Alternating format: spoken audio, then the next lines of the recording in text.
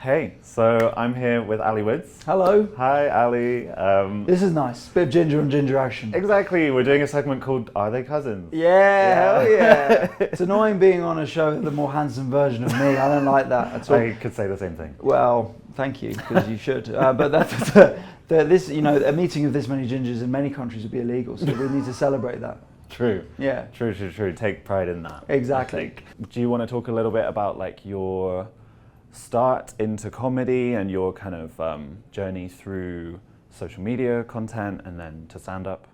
Yeah, sure. I mean, obviously we talk about the Fringe here. Like my first delve into performing live comedy was in 2013, which is weird because I'm only 16 years old at the moment, but I was very young and precocious. So I was a student at university and we did a sketch show and I was acting in that. I auditioned to act and we were performing at a venue that doesn't exist anymore. It was called the Citrus Lounge. I remember it, yeah. You remember it? Yeah. And we were getting about 5 people in every day. It stank of urine and we thought we were rock stars. On the Saturdays when we had like 8 people in, we were like, oh my God, guys, this is a big one. All right, everyone bring their A game, you know.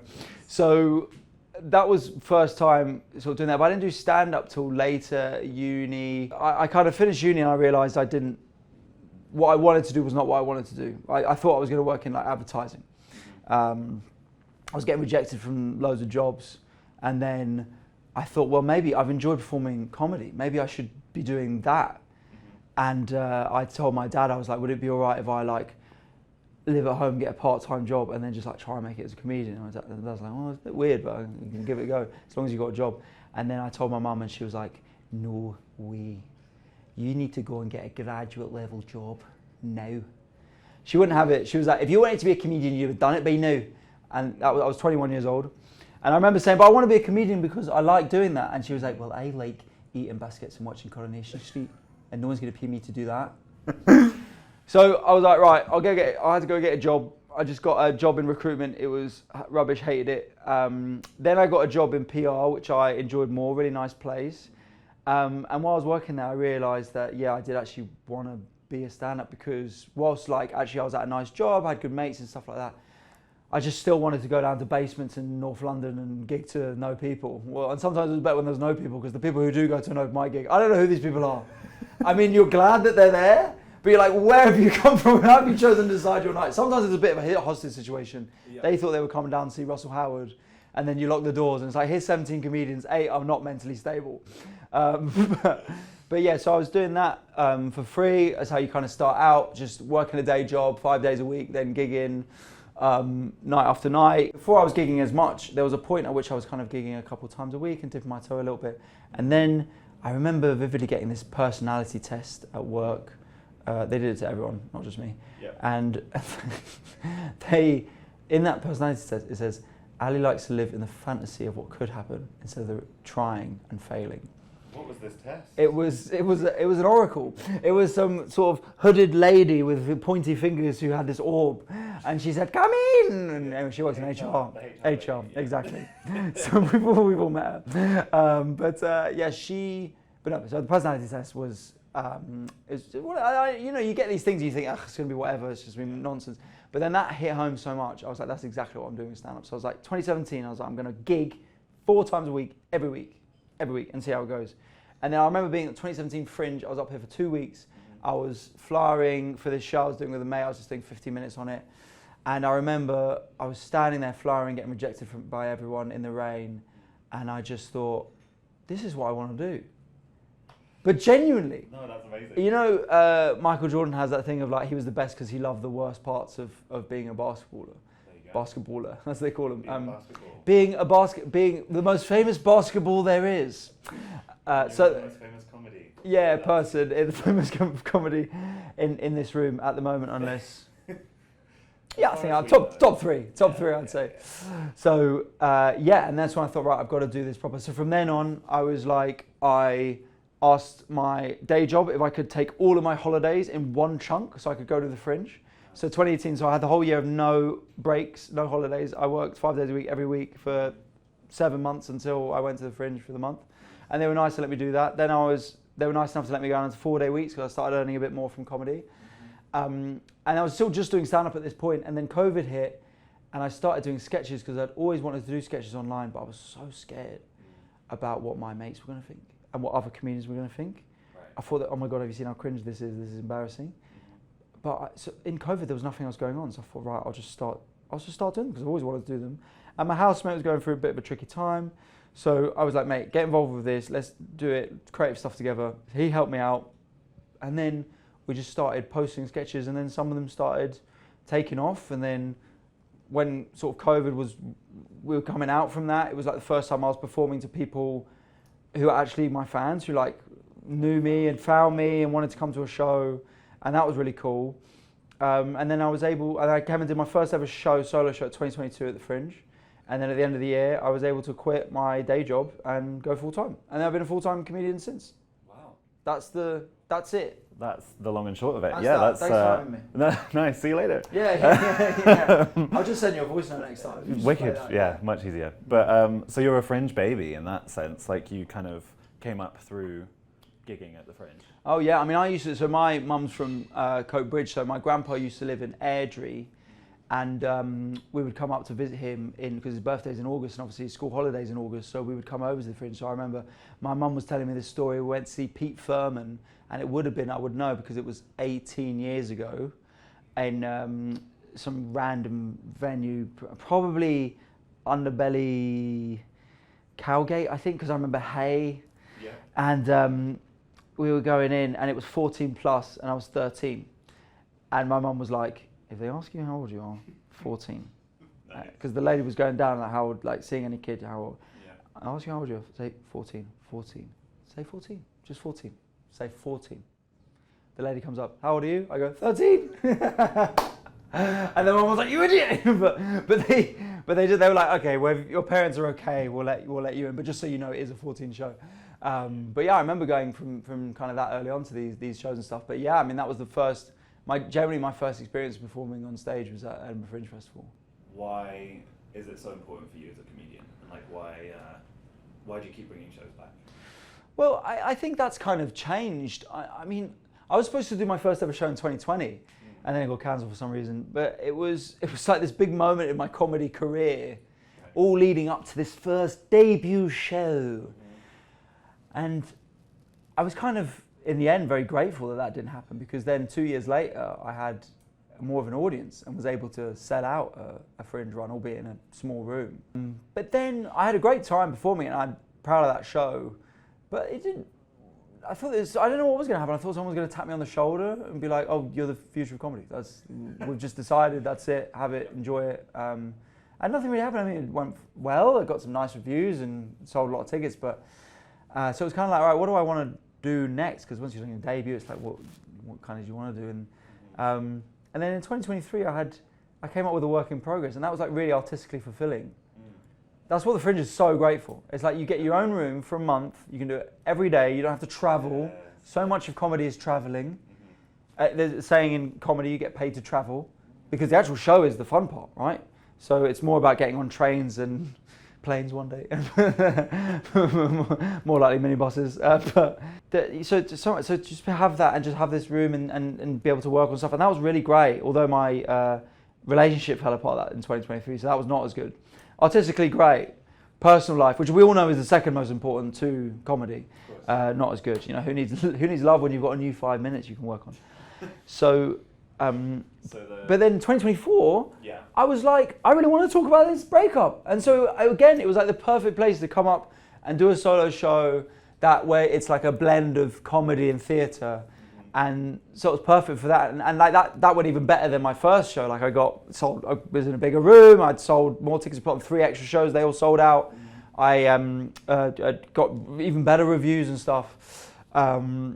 So I guess it's sort of the place where if you feel like you've got something to say, it's great for that, because you can come up and take a more interesting show that most people on a weekend at a club who are, you know, sort of 6 beers and 2 lines of coke in aren't as interested in. Yeah. But also artistically, if you're here to just work on stand-up, which is more what I'm doing now, I've just got a stand-up show. Right. There's no sort of what do you call it? There's no point to it. Right. And is it a work in progress? This is a no, full this show? it's a full show, Yeah. but it's just pure stand-up routines. It's not me talking about some sort. My life's going too well. It's going too well, Harry. Yeah. You know what I mean? Like, I feel for these people out there with their shows and their trauma. I mean, it must be tough. If you've got nothing to trauma dump, what do you bring? Well, see, exactly. So I just thought, you know what I'm going to do? I'm going to take a risk and be funny. Hey, So it's worked before. we'll see. It's a very subjective opinion of whether the show's funny. But yeah, so this, again, I'm kind of, what Edinburgh is great for is I can go and do two different types of show. I can come up here, flex some sort of more theatrical, emotional, sensitive muscles, and then also come up here and be like, can you do 60 minutes of just banging material that would work in a club? Jokes. I think some people come up here bringing a show because they feel they should. Maybe they just want to come up and party. Whereas I think it's so expensive to live here now, the accommodation. I think it's very hard to just come up and be like, well, we'll see. Yeah. I'll give it a go. I think you've got to have faith that you're like, this is the time I want to do this show. I enjoy what I'm talking about. I want to do it. Even if no one came for a month, I'd be happy with the show I've got. So I'd say that first off the bat, because yeah, you see some people who a week in are just like, what am I doing? And you're like, well, you don't need to be here. Yeah. There's other people who wanted these rooms and stuff like that. There'll be people who will want to come, so you don't have to be here. Or come for a week, do a work in progress, come and do spots, or do like, just come and see shows, whatever. But then if you have got a show that you're happy with, I think it's really annoying advice and all that, but you've just got to be clear what you want out of it before you come here. Yeah. Because we'd all love to come up here, like I was, we'd all love to come up here and to get 5 stars in every publication, from the most left wing to the right wing. Everyone loves it. Oh, this person, and they're going to have every meeting with every person in the industry after this. They're going to get whatever they want on a silver platter. Yeah. But, you know, even the people who have the best fringe shows, best fringe experiences, in a year's time, they might be back here trying it again. It's not like you just get out once and you just get to get everything. Mm-hmm. So have an idea of what you want. Is it that you want to improve as a performer? Is it that you want to get an agent in? Is it that you want to meet people, you want to network? Is it that we want to improve the show so you get lots of people to give feedback on it? Is it that we want to get reviews? Because the idea of coming up with this just fantasy of someone's going to tap me on the shoulder and say, you're the best ever, we'll give you whatever you want, it's just so unrealistic. And that does happen to people, and they don't get what they want anyway after that. Because it's all very fickle, and it's kind of all, the industry from my experience is based on what's happening at that moment, whether you're the right fit for that person, who's the decision maker right then. So do that. I think have it clear in your head, because you really don't need to be here. So come up with a show that you want to do and know what you want to get out of it. And that's when you have the best friend. That's why I think I'm enjoying this one so much. Because the show I'm doing is really fun, and I know what I want to do is just improve the show throughout the month. And so that's what I'm doing. I'm writing every day. I'm coming up every day with new lines, new little bits and angles. I'm getting other comedians give me feedback, having a great time. Okay, and then in a similar way, but for an audience member, if you're coming up here as a punter wanting to see some fun stuff, experience the Fringe, what advice do you have for them? My first advice, whether this is about what you want to see or not, is book stuff in, coming in here. Because I think people sometimes come up here with nothing and they just think they're going to get a flyer to their favourite show ever. But it is tough. Good shows sell well, so book stuff in. But then having said that, don't book yourself every hour of every day. You've got to find a middle spot. I'd say each day have 1 or 2 things booked in that you're like, right, we got a show at 3 p.m. and 10 p.m. That they're in, right? So we already got stuff to do. And then we got space for improv, not just seeing improv, but doing stuff spontaneously, getting flyers when people do a mix. Go see someone's show. Just go see some random show. Go see something you wouldn't see. If you're a comedy fan, come up here and just see a play. Just go for it. Go watch some music or something like that, or some circus or magic. Just go see something, because it's on your doorstep. And there's stuff here. I'm not watching the circus every night. You know what I mean? I don't even know. I would Google circus. That's how I would go see the circus. No one's ever gone, mate, I'm going to the circus tomorrow. Do you want to go? Go see the circus. Go see 2 people dressed up as pandas do an improv hour about a new Keeping Up with the Kardashians episode, go see this stuff because it's so rare that you ever see that. So take a risk on things, but make sure you have 1 or 2 things booked in every day. Because the opposite thing that people do is they book in about 9 shows in a day because I've got to see everything, and they have 15 minutes between each show, and I perform to these people. Rubbish audience.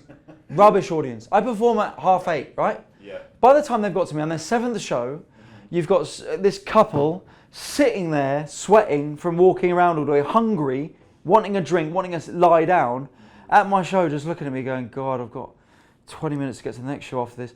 It's rubbish. You're not experiencing anything, right? Take some time out for yourself to go get a drink, to go get some nice food. There's also so much that's lovely about Edinburgh regardless of the Fringe. So go nice restaurants, go to nice bars. You know, go sit and have a whiskey with a band, like a little group playing music in the corner of a pub. That's going to be a wonderful Edinburgh Fringe experience for you. Yeah. So don't just do show. Don't just do paid Fringe. Don't just be one of these sort of Radio 4 listeners who go, well, I mean, we just don't go outside the Pleasance really because they just have everything you need. Awful. Do it all. Go to late night shows, go to a 10 a.m. play, push yourself to do other things, leave space in between so you can get fed, you can get watered, and that's the best way you can do it. And you know, if you've got a spare hour and someone goes, show starting in 5 minutes, just go, because you'll get a story out of it. I'm not saying do your whole Fringe like that, but just go, just at least once, just do it. Because even if it's just you two and you're watching a compilation of 4 mentally unwell comedians, that is a nice story to have afterwards. And you'll remember that. Yeah. And you know, when it's all said and done, all you've got is your memories. So make memories. Gorgeous. We'll just do a quick fire question round. See what one word answer you can come up with. What's the weirdest thing you've eaten so far at the Fringe? A beef, Mexican spicy beef baguette that I had to have just before going on stage because I hadn't eaten anything before. And I had to make the tactical decision to eat it outside of the room because it was so stinky. And then most embarrassing moment at the Fringe? I threw up on a couch and then broke a chair at a party when I was at uni.